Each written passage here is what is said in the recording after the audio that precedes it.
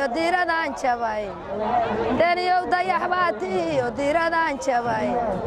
dadweynihii reer Puntland waa dabaaldege sharax madaxweyne Siciid Cabdullaahi Dani ayaa waxa lagu soo dhaweeyay duleedka magaalada Garowe waxaana soo dhaweyntiisa ka qayb qaatay qaybaha kala duwan ee bulshada intaasi kadib ayuu musharaxu waxa uu khudbad ka jeediyay barxadda weyn ee ku taala magaalada Garowe waxa uu sheegay in maalintii uu Boosaaso musharaxu ka soo degay ilaa iyo maanta oo uu joogo Garowe ay u muuqatay in ay dadku u baahan yihiin isbedel ilaa iyo maalintii aan ka soo degnay Boosaaso ilaa iyo maanta aan nimid Garowe waxa aad u muuqanaya shucuurta dadweynaha Puntland inay aad ugu ooman yihiin isbedel dhaca dhanka kale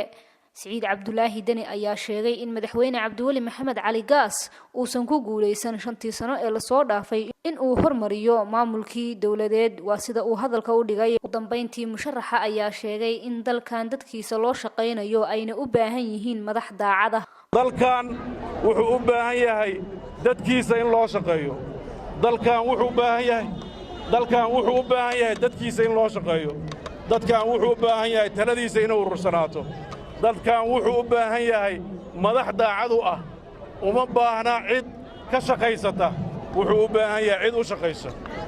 iyo diiradaan jabay daniyow dayaxbaati iyo diiradaan jabay